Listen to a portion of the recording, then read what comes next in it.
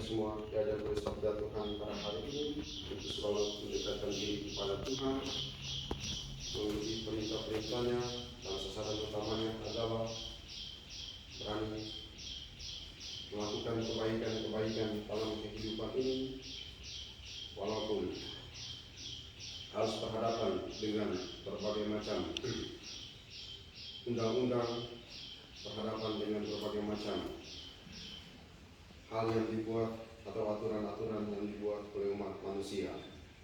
Hari ini juga bersama kita di tempat ini memperingati hari jadi kemandirian Kongregasi Para Suster Hati Kudus atau Para Suster HK.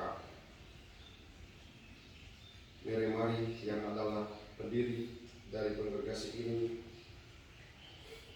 menekankan hidup dalam kemiskinan, roh kepada orang miskin, dan dia juga mengajarkan para pengikutnya supaya dari hari ke hari mereka berusaha untuk mendekatkan diri pada Tuhan, harus akrab dengan Tuhan, mengenal Tuhan secara lebih dekat, supaya dengan pengenalan itu mereka menampilkan wajah Kristus yang mereka imani dan mereka hayati itu dalam semangat hidup mereka, dengan tulus, rajin, dan hidup dalam suasana kegembiraan atau kebahagiaan.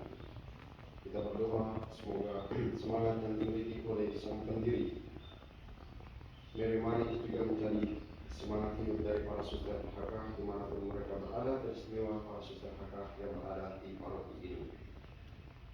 Marilah para saudara terkasih, kita mempersiapkan perayaan suci ini dengan tunduk di hadapan Tuhan, mengakui dan menyesalkan kelemahan dan keterbatasan kita, supaya dipantaskan dan dilayakan merayakan misteri suci ini. Saya mengaku kepada yang Maha Kuasa dan kepada saudara sekalian bahwa saya telah berdosa dengan pikiran dan perkataan, dengan perbuatan dan kelalaian. Saya berdosa, saya sungguh berdosa. Oleh sebab itu saya mohon kepada Sang Bapa Maria, kepada para malaikat dan para kudus, dan kepada saudara sekalian, supaya mendoakan saya pada semoga Allah yang Maha Kuasa mengasihani kita, mengampuni dosa kita, dan menghantar kita ke hidup yang kekal. Amin. Tuhan kasihanilah kami. Tuhan kasihanilah kami. Kristus kasihanilah kami. Kristus kasihanilah kami. Tuhan kasihanilah kami. Tuhan kasihanilah kami. Marilah berdoa. Allah Bapa yang Maha Kuasa dan kekal, berilah kami pengertian mengenai misteri-Mu, dan penuhilah kami dengan Roh-Mu, agar dapat membicarakan dengan teman dan sesama belas kasih dan kasih setia-Mu yang Kau gunakan untuk menghadapi manusia. Demi Yesus Kristus Putra-Mu Tuhan dan pengantara kami, yang hidup dan berkuasa bersama Dikau dalam persatuan Roh Kudus, Allah sepanjang segala masa. Amin. Dari surat Rasul Paulus kepada jemaat di Kolose. Saudara-saudara, sekarang aku bersukacita bahwa aku boleh menderita demi kalian dan melengkapkan dalam dagingku apa yang kurang pada penderitaan Kristus untuk tubuhnya, yaitu jemaat. Aku telah menjadi pelayan jemaat itu sesuai dengan tugas yang dipercayakan Allah kepadaku untuk meneruskan kepenuhan sabda Allah kepada kalian, yaitu rahasia yang tersembunyi berabad-abad dan turun-temurun, kini dinyatakan kepada orang-orangnya yang kudus. Allah berkenan memberitahu mereka betapa kaya dan mulianya rahasia itu di antara bangsa-bangsa lain, yakni Kristus ada di antara kalian. Dialah harapan akan kemuliaan. Dialah yang kami beritakan, yang memperingatkan setiap orang dan mengajar mereka dengan segala hikmat untuk memimpin setiap orang kepada kesempurnaan dalam Kristus. Itulah yang kuusahakan dan kuperjuangkan dengan segala tenaga sesuai dengan kuasa-Nya yang bekerja dengan kuat dalam diriku. Saudara-saudara, aku ingin agar kalian tahu betapa beratnya perjuangan yang kulakukan bagi kalian, bagi mereka yang di Laodikia, dan bagi semuanya yang belum mengenal aku secara pribadi. Semoga hati mereka terhibur dan mereka bersatu dalam kasih, sehingga mereka memperoleh segala kekayaan dan pengertian yang meyakinkan dalam mengenal rahasia Allah, yakni Kristus.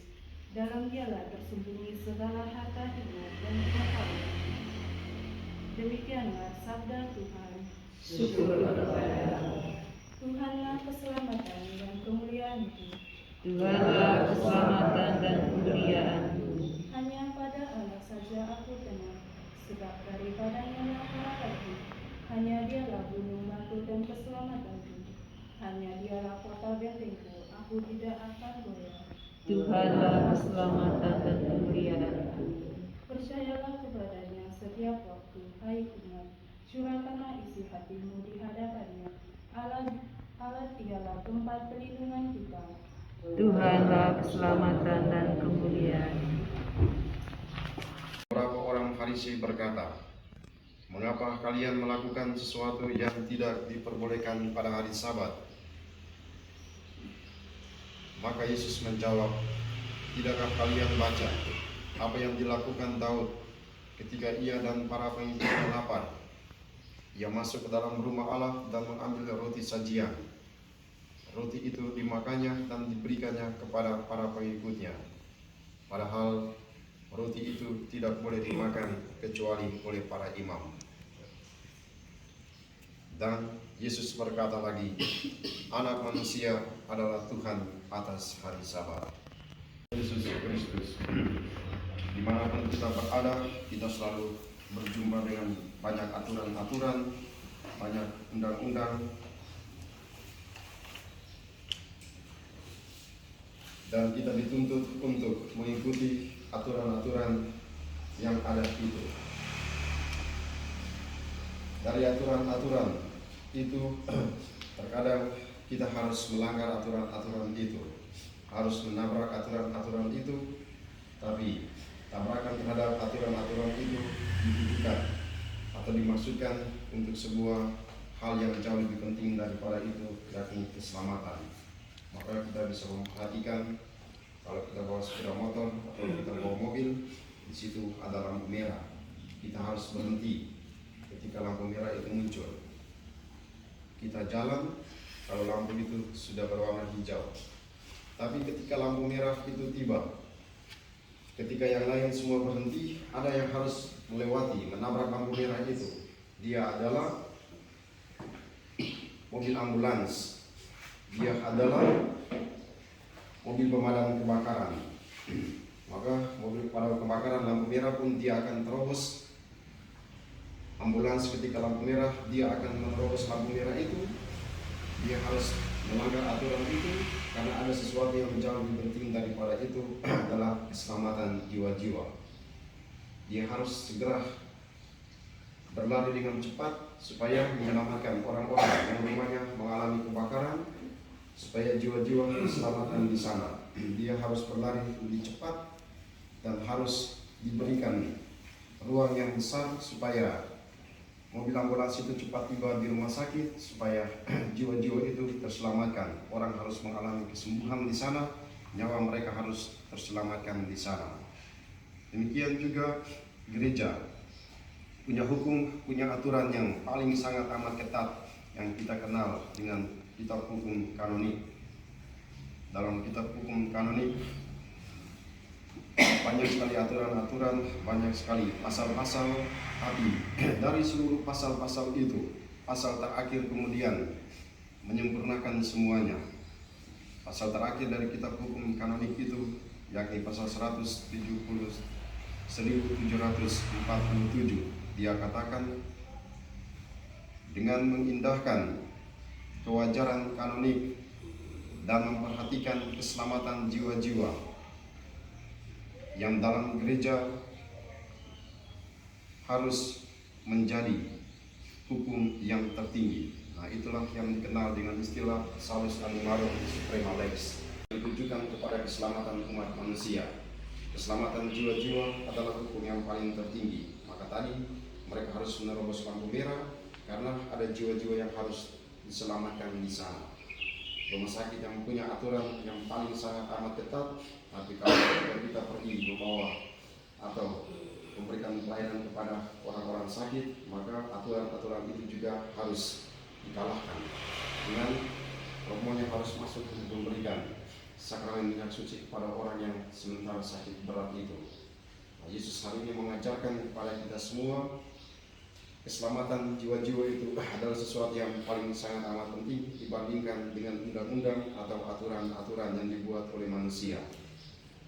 Yesus katakan anak manusia adalah Tuhan atas hari Sabat. Dia melanggar aturan Sabat itu karena memang keselamatan jiwa adalah jauh lebih penting. Tidak boleh melakukan sesuatu pada hari Sabat. Tidak boleh memetik bulir-bulir gandum. Yesus memberikan contoh. Dia harus melanggar aturan itu karena keselamatan jauh lebih penting. Dia masuk ke dalam, dia katakan, tidaklah kalian baca apa yang dilakukan Daud ketika ia dan para pengikutnya lapar. Ia masuk ke dalam rumah Allah dan mengambil roti sajian. Roti itu dimakannya dan diberikannya kepada para pengikutnya. Padahal roti itu tidak boleh dimakan kecuali oleh para imam. Itu aturan. Tapi keselamatan jauh lebih penting daripada aturan itu. Lebih baik roti itu dimakan oleh orang-orang supaya mengalami kehidupan, mendapatkan kekuatan.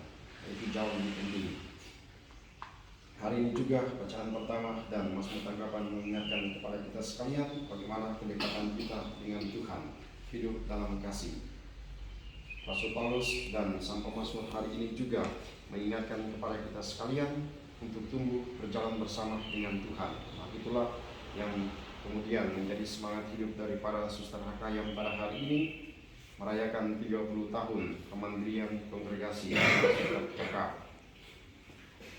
Mereka merenungkan tema tentang bersama Yesus tumbuh berkembang dalam membangun persaudaraan sejati dengan semangat intimitas dari sang pendiri, yakni keakraban dengan Tuhan. Para suster HK diajak untuk memiliki semangat seperti sang pendiri yang memiliki keakraban yang sangat intim dengan Tuhan, mendekatkan diri dengan Tuhan, akrab dengan Tuhan, berjalan dan bertumbuh bersama dengan Tuhan. Dan disitulah nilai-nilai kasih mulai dipancarkan di sana. Wajah Kristus ditampilkan di sana sehingga banyak orang mengalami keselamatan, banyak orang mengalami kegembiraan. Juga mereka harus memiliki semangat radikalisme dalam kemiskinan seperti yang ditunjukkan oleh sang pendiri dari Mari. Dia adalah orang yang kaya tapi melihat orang-orang miskin, lalu kemudian tergeraklah hatinya masuk biara untuk kemudian melayani orang-orang miskin. Dengan rela dia mengambil roti dan sambil mengucap syukur dia mengucapkan, lalu memberikannya orang murid-muridnya seraya berkata, terimalah dan makanlah kalian semua, inilah tubuhku yang diserahkan bagimu.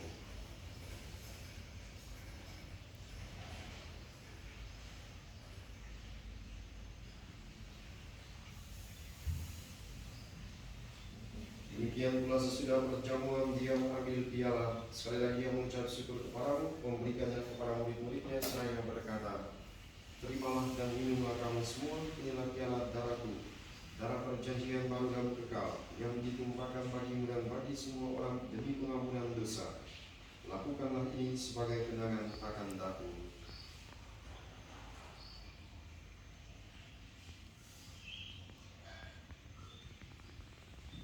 Gereja yang tersebar di seluruh dunia akan berkomitmen dalam cinta kasih, dalam persatuan dengan Paus kami Fransiskus dan musuh kami Hendrikus serta semua rohaniwan. Ingatlah juga akan saudara-saudari kami yang telah meninggal dengan harapan akan bangkit, dan akan semua orang yang telah berpulang dalam kerahiman-Mu, dan terimalah mereka dalam cahaya wajah-Mu. Kami mohon kasihanilah kami semua, agar kami Engkau terima dalam kebahagiaan abadi bersama Santa Tawan Maria Bunda Allah, Santo Yosef mempelainya, para rasul dan semua orang kudus sepanjang masa yang hidupnya berkenan padamu. Semoga kami pun Engkau perkenankan turut serta memuji dan memuliakan Dikau dengan pengantaran Yesus Kristus Putra-Mu, dengan pengantaran Dia, bersama Dia dan dalam Dia.